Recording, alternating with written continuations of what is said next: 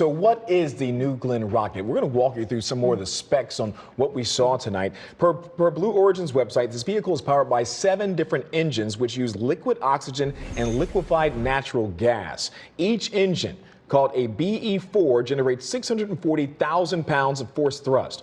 On Blue's website, the company says the first stage is designed for a minimum of 25 flights and by operating like a commercial airliner. But with cleaner fuel, Blue claims New Glenn will lead to a significantly less waste and cost. And Stuart, we were talking about this before. This rocket is involved in all aspects of many missions, and so we're really just waiting to see what the fallout will be from this. Tonight, we are obviously watching the cleanup. Then there will be an investigation. This is a previous launch, a video that you're looking at here. So this was on April 19th of this same rocket, the New Glenn rocket. It went up. So this was, just about a month ago that this rocket went off, and it actually went according to plan. They were able to do what they wanted with this rocket. This was a different booster, though. So this was the Never Tell Me the Odds. It did stick the landing. It went on out a platform in the ocean called Jacqueline. And so this was the third of this rocket's flight and the first ever reflight for a New Glenn booster.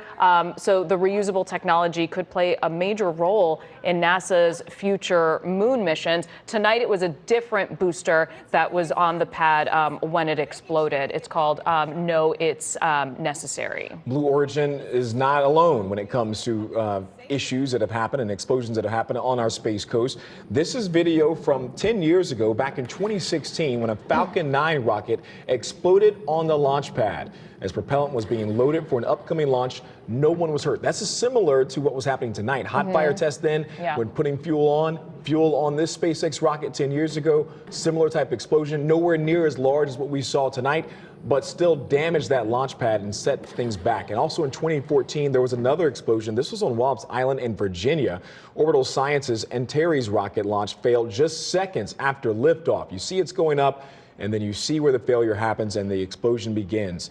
Moments later, the rocket fell back to the Earth and exploded, sending debris all over the place. Again, in this situation as well, no one was hurt. I do believe we have Chopper 2 back for you. This is Orlando's only news chopper, flying as close as you can get to the scene of the explosion at Cape Canaveral Space Force Station. You can see conditions have changed quite a bit since we first came on the air here with this news, when we saw a big, thick plume of smoke that could be seen from communities surrounding the Space Coast. And so now the smoke has seemed to have dissipated quite a bit. There are still some fires out there. What we do know, what we learned from Mike Hansen not long ago, was that this static fire test didn't actually have any satellites on board. So it was supposed to be sending up satellites next week for Amazon's LEO. And those are communication satellites, much like we've been seeing them being sent up into low Earth orbit. But those satellites were not on board because this wasn't the actual launch. This was only a test. And when the anomaly occurred, that's when the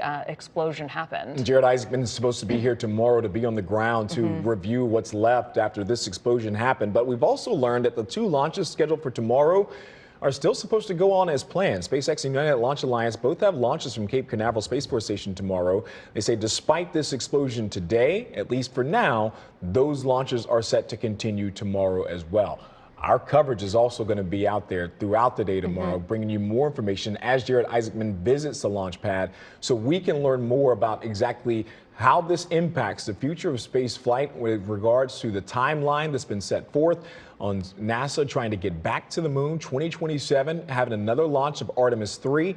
That launch would then take Blue Origin and SpaceX lunar landers to meet up with the astronauts in space. Then 2028. Not sooner, Artemis 4 would then land man back on the moon for the first time since the Apollo missions. And that would be also involving one of the Blue Origin rockets. So this setback could be something real, but we'll find out tomorrow exactly what the experts think on whether or not this will push NASA's timeline.